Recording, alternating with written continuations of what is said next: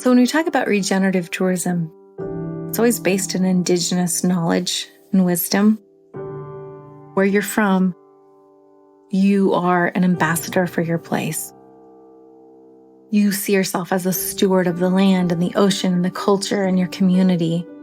And so essentially that's all we're doing is we're looking at the visitor industry as an industry for good rather than over extraction, and saying what I'm doing in this industry is going to either affect my culture, my land, my water, my community in a positive way or a negative way. Is seeing how everything is connected.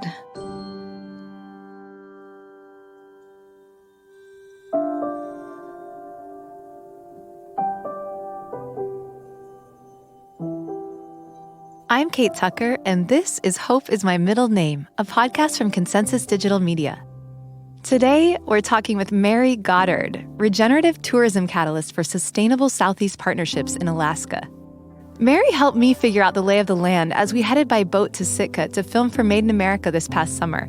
And she's helping a whole lot of people navigate the tourism industry as it continues to grow throughout Southeast Alaska. Mary lives in the small islanded town of Sitka, where in the summertime, nearly 500,000 tourists come in on cruise ships. These ships bring opportunities, and they also bring challenges for the people who live there and for the environment. In her role as Regenerative Tourism Catalyst, Mary relies on Alaska Native values of sustainability, community, and hospitality to find balance. She is a member of the Tlingit tribe. She's a mother, an artist, an entrepreneur, a filmmaker, an all-around force of nature. And when you talk with Mary, you can't help but feel the wonder and sense the beauty of the world she inhabits, that we all inhabit. From the wilds of Alaska to the hills of Tennessee, wherever you find yourself. Mary, it's so good to get to talk with you today. Thank you so much for joining us. Aw, well, thanks, Kate. Yeah, it's so nice to talk to you too. And I'm really excited to visit you today. Let's start at the beginning.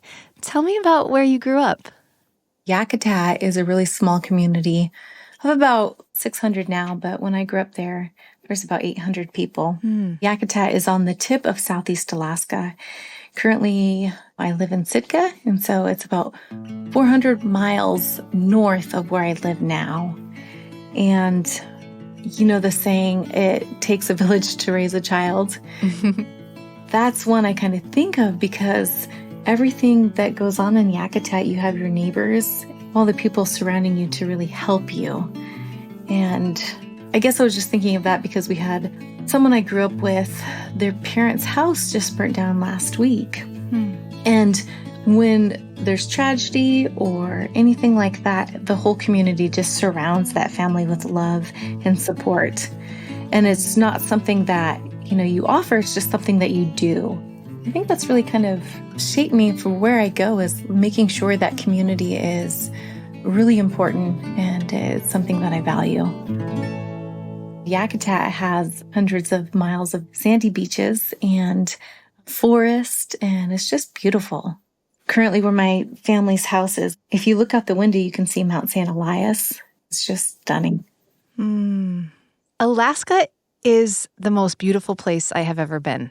I just went for the first time this summer, as you know, and you were so gracious to help me find my way around Sitka, and I was blown away by how huge Alaska is, for one thing. And to grow up in a small town like that, removed from other communities, I mean, it's difficult. I actually tried to go on Google Maps from Yakutat to Sitka, and Google Maps today said, there are no directions that we can provide you.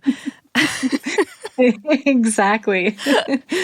Yep. I mean, the sense of disconnection that could occur, but at the same time, what you're describing is such a connected community of people who are stepping up for each other and taking care of each other because it's survival. And it's something, from what I'm beginning to understand as I meet more people in Alaska, it's something that's been passed down for generations, for thousands of years, well beyond, I think, what a lot of Americans even understand when it comes to, we haven't been here that long. But when you go to Alaska and you talk with Native Alaskans, there's this wisdom and heritage and culture that has existed. Exactly. I would love to hear more about your Native heritage. Sure. I'm Tlingit. My grandmother was from Klukwan, and so in the Tlingit heritage, you are what your mother is. You are what your father is as well, but the way you introduce yourself would be matrilineal lineage. So I would say I am Eagle Brown Bear. Although I'm really connected with our culture, I don't speak the language. And that was something that was kind of lost for a little bit, and it's being revitalized. Growing up in Yakutat, I felt like there was so much to learn about my culture and that I was not immersed in it. But looking back, I was really immersed in the values of our Tlingit culture, which are things like taking care of community, making sure that you are a steward of the land and the ocean and your culture. There's another saying, a rising tide raises all boats. And when you look at the community structure, it is really about making sure that there's balance and making sure that everyone's taken care of. And so as a mother now, I really want to be around people that are supporting our family and ensuring that we can support their families. In the Tlingit culture, aunties and uncles play such an important role. And man, how wonderful as a mother to have that support, right? Yeah. And it's something that I'm just trying to make sure that is carried forth. I read your beautiful ebook, The Tlingit Legends, and the part about the trees with the roots and how the roots are all connected, and as the trees age, the other tree roots hold up those older trees. It's so true. And even how it was talking about the trees communicating to each other. It's so interesting because now we're finding there's all this scientific research around tree networks and roots in the ground and how there is communication amongst them in order for them to survive and thrive. It's just beautiful to see that the artistry and the heritage that has existed for so long being revitalized and continuing to come forth. I'm curious if there are any encounters you had as a kid or moments you remember where you feel like that really did make an impact on you as an entrepreneur, as an environmental steward today. We grew up with a lot of the traditions, especially the potlatches. The potlatches, I think another word for it would be kuig, if I'm remembering correctly, in Tlingit. And there was a couple of different kuigs that would go on. One was for when someone passed away. And I think through those things, you're helping the family heal, but you're also helping that person who passed away travel on to the spirit world.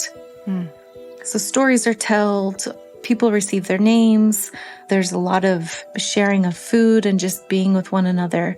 And man, there's just so many lessons and things to learn at a potlatch. That's the weight that comes with a culture or a heritage that's over 10,000 years old, is that there's so much to it. It almost feels like you never quite grasp everything. But the things that we did learn was balance. In the Tlingit culture, there's two different moieties, which it's broken down into two clans, your eagle and your raven. To keep balance, it would be if you were a raven, you married an eagle.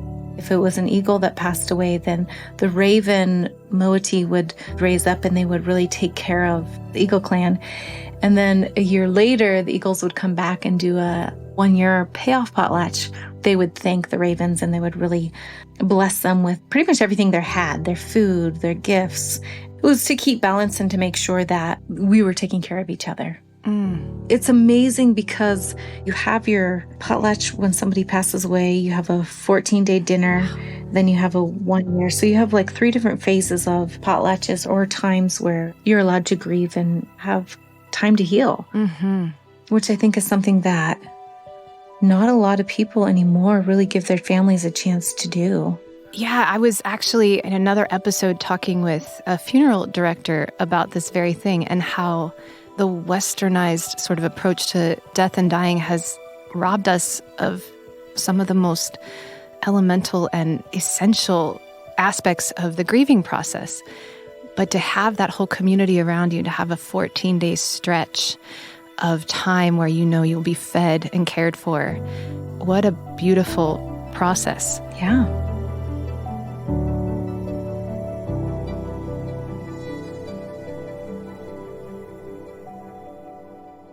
So you've got this incredible culture with 14-day feasting and strong communal connections. You're maintaining balance.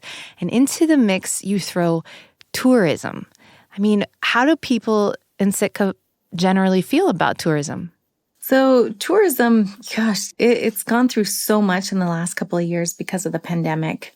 We were seeing pretty good growth right before the pandemic. And as soon as the pandemic hit, of course, that stopped everything. I'd like to say that it gave us a really good chance to reset, focus on some of the things that matter, like health of our communities, our culture, what the community wants. But now it's kind of feeling like it's in full force again. We are set to get close to 500,000 people here next year in Sitka, just in the cruise industry. Whoa.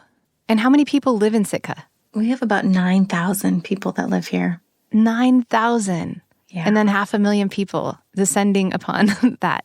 Where do the ships come in? We have a cruise ship dock that 2 cruise ships can dock at, and then sometimes they will anchor out front of the city and then boat taxi people in. There's good parts of the visitor industry, right? Like the economic boost. But one of the things that I try to work with communities is trying to make sure we get ahead of the tourism industry and make sure that we're properly prepared, but also shaping it in the way that works for our community. We're all very aware of places, especially like Hawaii is such an example of over-tourism. It's interesting.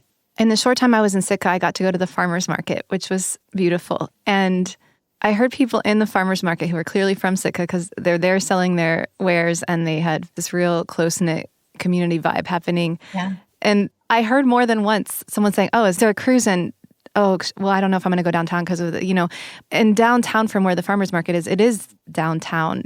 But you don't even want to walk a couple blocks because it's going to be overrun by hundreds or thousands of people.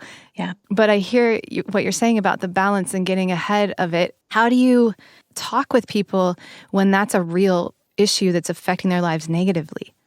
Yeah, it's to get involved. And, it's so funny because you had mentioned earlier that Alaska is so big. Part of my role in this job was working just in Southeast Alaska. And you have communities that see no tourism or very little tourism, right? And they're kind of desperate. One of the things that we talked about 3 years ago when I stepped into this role was out-migration. Seeing how people are leaving their communities because they do not have the resources or the ability to stay in their community. So being able to bring some tourism in would be really beneficial and can create some positive changes. But when you have over-tourism, you're going to see a lot of people that are really frustrated. Like we're looking at some communities like Juneau who have too much tourism. And so how is it that you can change the great amounts of people to lesser amounts and more quality experiences? Trying to get people and businesses and tours to focus on the quality versus the quantity. Yeah. Studies have shown that the independent travelers will spend more money in the community. And part of it is making sure that the money that comes from tourism stays in the community is not just money that's leaving the community. And so how do you do that? One is independent travel, but then there has to be places set up for independent travelers. I believe it's trying to build these relationships with the cruise ship industries and having them see that they can become ambassadors for our places, realizing the effects that they have on our communities and our land would hopefully be something that would cause them to make different choices. What was it like for you growing up? Did you experience the effects of tourism in your town? Well, it's funny because I kind of experienced the lack of tourism. Where we grew up, we could look out our window and see the cruise ship going by. And it was one of those things like, oh, well, we would love to sell some things to the visitors, or we would love to be involved in this, because you think about the Tlingit culture, and we are actually a very hospitable culture. I remember growing up, anytime someone went to go visit my grandparents, they always left with a gift. It was just part of hospitality. You came in, you were fed, you were taken care of, make sure you were comfortable, and then when you left, you were sent off with a gift. And so I think hospitality is very much in our DNA, but we want to make sure it's not I guess, abused. Extractive. Exactly. Even thinking back to potlatch and that process, it's hard to commodify hospitality. I think it's a complicated proposition. And the same with art, which is so much a part of who you are as the artist that I think is driving all these other things that you do from what I can see on the outside looking in. And as soon as you start to put a price on a gift or a work of art or an experience, what starts as a relational thing can become transactional. Now, we live in a world where that's important. And we're talking about the sustainability of communities. We have to talk about economic sustainability, environmental sustainability. But social sustainability is really at the heart of all of it, because how healthy we are as a community will inform our environmental policies and our economic policies, I think, and vice versa. So with all of that swirling around in my mind, I think about your role in Sitka. It's a really pivotal role, and I'd love for you to just define what is regenerative tourism, what is your role, who is behind it, how did you get into it? Yeah, so when we talk about regenerative tourism, it's always based in indigenous knowledge and wisdom. You can see that across the world. And I think it's because when you talk about indigenous peoples, where they live or where you're from, you are an ambassador for your place. You see yourself as a steward of the land and the ocean and the culture and your community.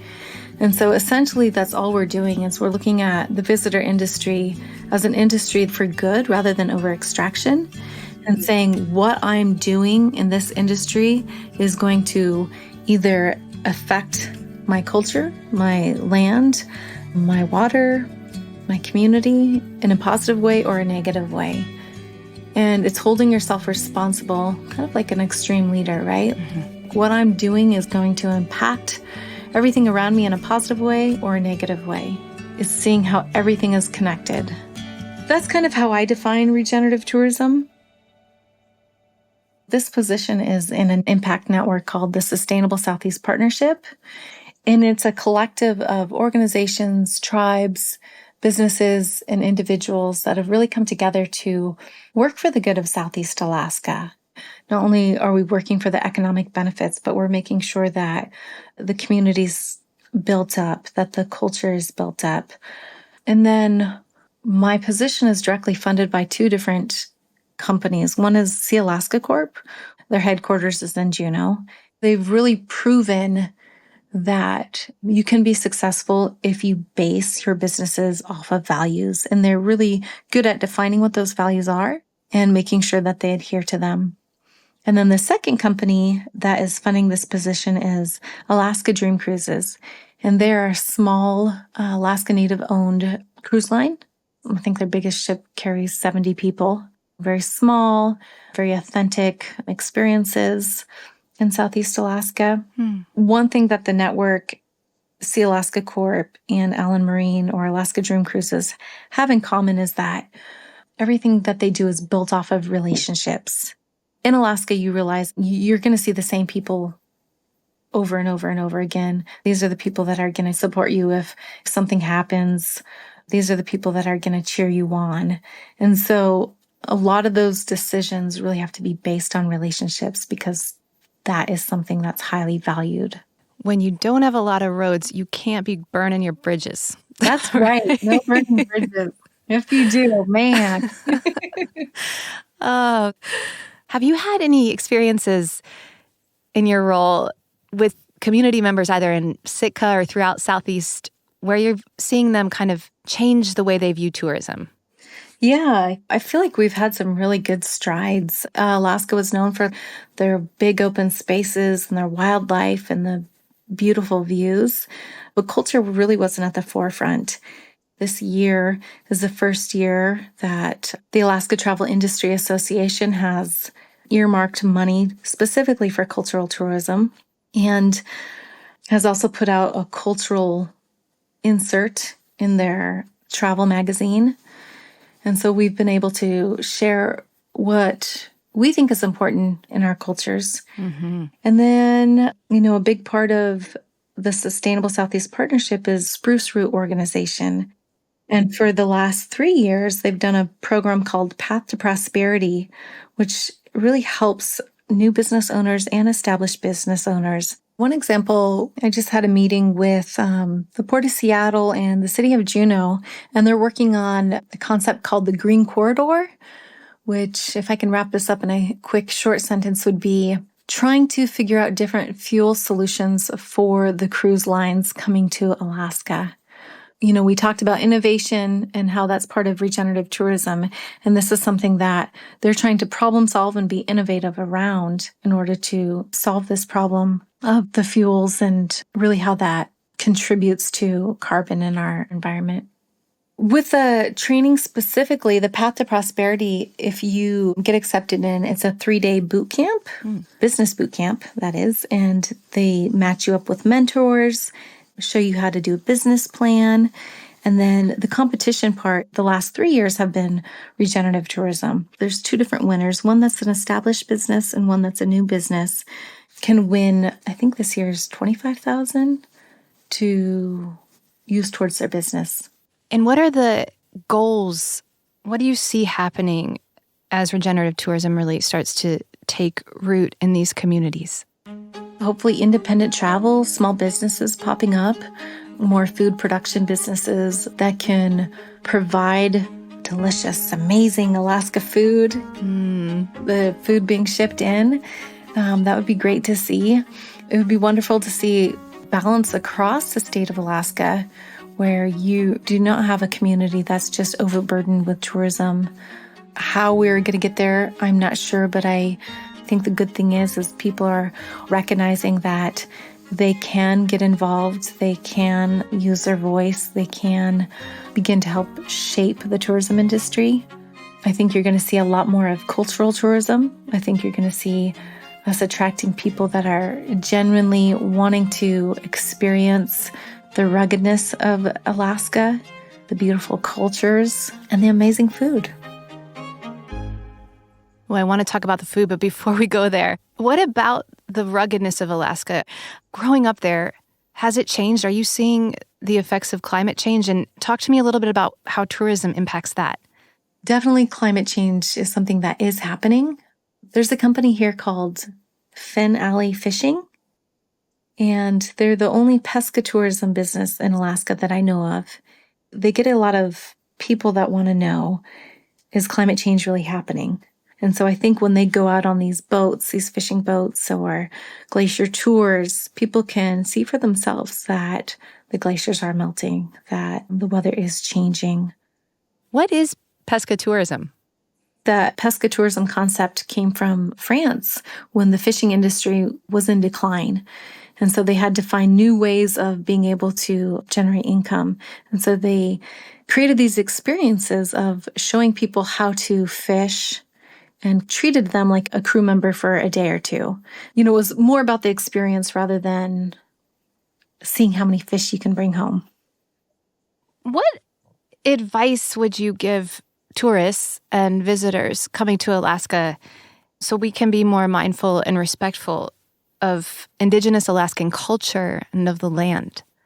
Learn as much as you can. That's one of the things we've been working on with regenerative tourism is the education component, is making sure that the visitors, before they come here, they have a little bit of a foundation of what to expect and what the culture is like. So when they get here, it's not so brand new to them, but they can really enjoy it. Same with our tour operators and people in the visitor industry here is get to know the culture. And one thing I get asked quite a bit is, well, is it okay to talk about the culture? Is it okay to share it? Share it as much as you can. And if there's something that you don't know, point people into the direction of others that may have those stories or may have that knowledge. I want to talk about one of my favorite aspects of going to Alaska this summer, which is all the food I got to eat. Yay. Because my favorite. I really was so amazed. I mean, I was expecting some amazing seafood, but I did not expect these bright, eclectic, adventurous meals that I got to have. I mean, it was just beyond. Oh, I'm so glad. So you have a food blog. Yeah. Tell me about your food blog and what Alaskan cuisine maybe really is. My husband and I, with our family, run a food blog called Forest Fresh Alaska. And really, this came out of my passion to share about plants that people do not know about. It started off with trying to educate people about the edible plants that are out there. And then my husband's background is he was a sous chef, and we met in the restaurant industry. And so something that we've always done together was host dinner parties and cook together. So this kind of just came about from our love of cooking and all things Alaska food, which is, of course, salmon and king crab and Dungeness and oysters. And then if you're looking at the forest, there's venison, there's different greens, there's beach greens, there's seaweeds. There's really quite a lot of variety. It's incredible. Someone said Alaska is like living in a salad bowl. You can just walk around and eat. It's amazing. Yeah. But there's real wisdom that needs to be passed on, right, to be able to do that. Because foraging is a thing. It's like you don't know what you can eat until someone helps you understand that. So how did you learn that? Was it something you learned from your mother? How do people learn that? There was, of course, some things that we learned growing up. We knew all the berries. We would berry pick all the time. There was certain seaweeds that we did gather, like red and black seaweed. But that was almost the extent of it for the plants. And I think it was just kind of my interest reading books and trying to find what's available. And as you put that out there, then people that know something about foraging, you just automatically connect. And so I can remember some of the things I learned was from an older Tlingit lady, and she's the one who taught me that deer heart greens were edible and that they would go through the forest when they walked and they would just nibble on them. I don't think you can find it on the internet that it's edible. If anything, it says like the berries are edible. And I find the berries are the least palatable of all of the plant. And so I think there was a lot of indigenous knowledge that got lost. I would imagine that if the Tlingit people have been here for over 10,000 years, that there was quite a few plants that they ate, not just a couple.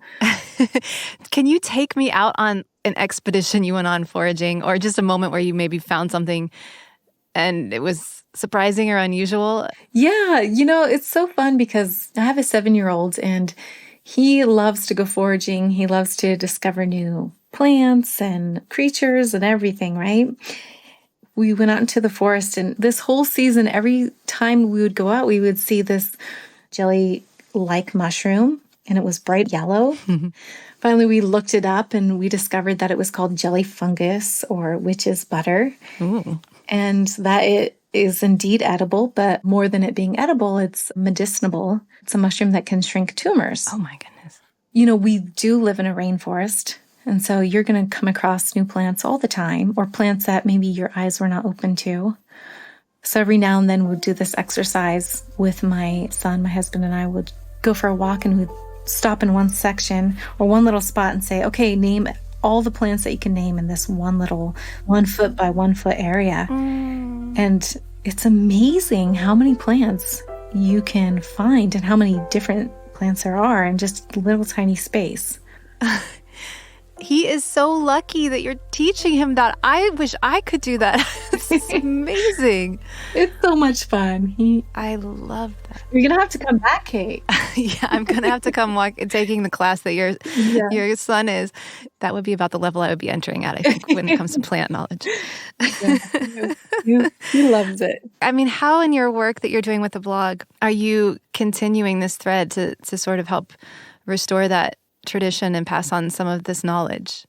Good question. So one, we've taught in schools. We get requests to speak in schools about the different plants, or like at the Sitka Sound Science Center.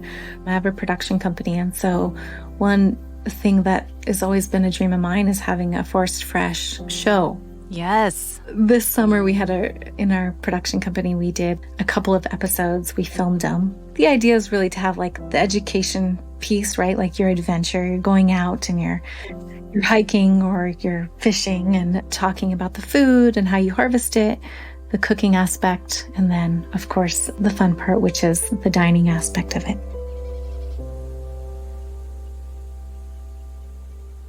I'm curious, how does an understanding of foraging and the deep wisdom around food in Alaska, how does that factor into regenerative tourism?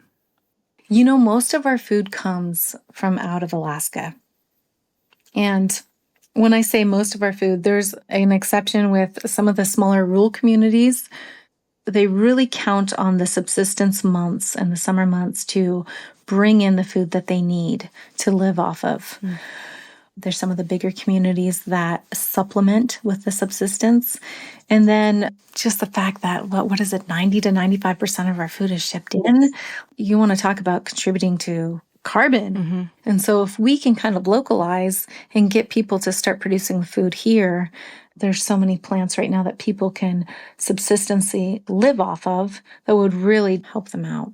It's true. It's 95% is imported, and cutting back on that would obviously cut down the carbon footprint for the state, but also it's a food security issue, right?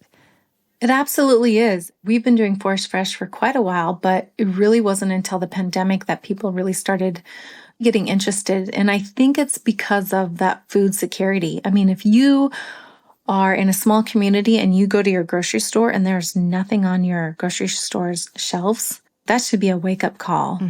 It would not be that difficult to see that we can be without food. And so just empowering people that live here with the knowledge.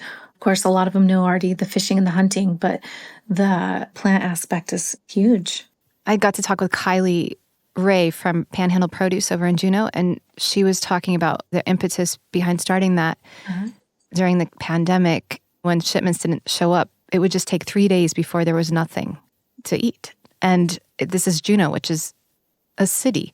Yeah. And so it's amazing to think that there's all of this bounty around you if there's a way to harness it, to understand it, and to make sure that we continue to make the decisions that allow for it to continue to grow. Yeah. Before we move on to other subjects, perhaps less exciting than food, because food is, of course, I just want to talk about it all day. I want to know, what's your signature recipe? What would you cook to showcase the foraged and fresh Alaskan cuisine you've discovered? Probably my herring egg salad. I remember eating herring egg salad when I grew up, and it was good, but it wasn't super savory. And so, yeah, if you go on there, most people that don't like herring eggs will really enjoy this salad. And it has seaweed in it. It has enough ingredients that you would recognize if you've never had Alaska food before. Except for the herring eggs. I'm not sure I would recognize a herring egg. That is so true. So that one's pretty extreme, but it's really good. And it's something that just symbolizes spring is here. Everything about it is exciting. When the herring eggs come out, you're coming out of like darkness into light. It feels like that's when the new year is actually starting. Where do you get them? Herring eggs, you can gather them off the beach on the seaweed, depending on where you're at. Or what people do is bring branches and anchor the branches and buoy them. And then the herring lay the eggs on the branches. And then you go back out a couple of days later and pull up the branches and pull the eggs off. Or just cut the branches and then you boil it with the branches as well, or blanch them, I guess. That's magical. Let's talk about you and your creative life. It's not just food. You are an artist, you're an entrepreneur, you're a filmmaker, and you make jewelry. What drew you to jewelry making? Oh my gosh, I just remember as a little girl, my grandmother had a wrist or an armful of silver clinket bracelets, carved bracelets. All the older ladies in the community had them, and it was like, if you had them, you wore them. And I just remember hearing the clinking of the bracelets together. And my grandmother, she always dressed up. She always wore lipstick. She was so elegant. I just thought, oh, how cool would it be to make those bracelets? Traditionally, women were not carvers. And so for a long time, I just didn't even think it was possible for me to become a jewelry artist as far as with the metals. One day I was driving in Sitka, and this older Tlingit man put out his thumb, and one of our values is respect your elders. So I pulled over and I gave him a ride to town, and he handed me 2 Tlingit books that were like learning the Tlingit designs. And I know he didn't know that I was in my head toying with the idea of starting to carve. But he looked at me and he said, you know, they didn't let women carve because they thought they would become too powerful if they were carvers. Wow.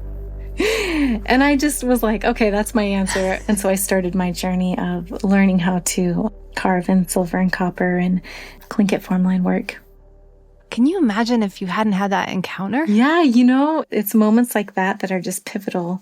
And so I'm grateful for moments like that. Yes. Going back to thinking about the cultural aspects of regenerative tourism, how do you think your art impacts your work as a catalyst? And also maybe how does your running a small business around your art impact your work? I just had the honor to be able to write for that cultural insert for the Alaska Travel Industry Association. Oh, cool. And through that, I interviewed another artist. His name was Bailey, and he makes jewelry out of ivory. And I just thought it was really great. Across Alaska, artists really have their whole lifestyle into their art. When you're looking at like an ivory bead, it's not just an ivory walrus tusk that he got. Everything from that walrus supports his way of life. The art, that's just kind of a bonus from it. And so I feel like it's the same way with my art. It just kind of encapsulates your lifestyle. It helps tell a full story to the visitors when they come because they can just see it as an ivory bead, or they can go a little bit further and go, man, this person's lifestyle's in this. I'm learning so much just from purchasing this art. And so when it comes to the visitor industry, I'm always trying to encourage artists to really be involved because they do have a story to tell. Everything is based on values, valuing your culture, valuing your community, learning about art, right? I remember when my mentor was explaining to me about the nest house here in Sitka, and when you look at the drawing or the depiction of it, there's eyes in the nest. And then if you look at some more art and you see a spirit face in the water, it's because everything is interconnected. That nest gives life. That water gives life. Everything is seen almost on the same level. They didn't see animals being lower than humans. They didn't see plants being lower than humans. You respect the plant. You respect the animals. If people are going hunting for food, they're going hunting, right? But in the Tlingit culture, they believe that the animal gave its life to you when you go hunting. And so there's a lot of gratitude behind it. I think a little bit about what I've been learning and talking with some different people in Sitka is if you're hunting, there's also that you don't take more than what you need. And it goes back to that balance. Yeah, you don't take more than what you need. But for instance, my father and my brother just went moose hunting in Yakutat last week, and they got a moose. Well, a moose is like 1,000 pounds. So, you know, a small family does not need 1,000 pounds of moose meat. And so it then is divvied up and shared amongst people that maybe can't hunt in the community. So not only just not taking what you don't need, but if you do take, then you're sharing with the elders and you're sharing with people that can really benefit from it. What do you hope to pass on to your son about Tlingit culture, and how do you hope to expand on what you learned growing up? One thing I want to make sure I pass on is it's okay to be innovative. It's okay to try new things. It doesn't mean you are not living your culture. And I think what's really exciting is that the culture is really being revitalized. My son is learning more about the Tlingit culture than I did growing up. For me, it's really exciting to witness that. What's bringing you hope these days, Mary?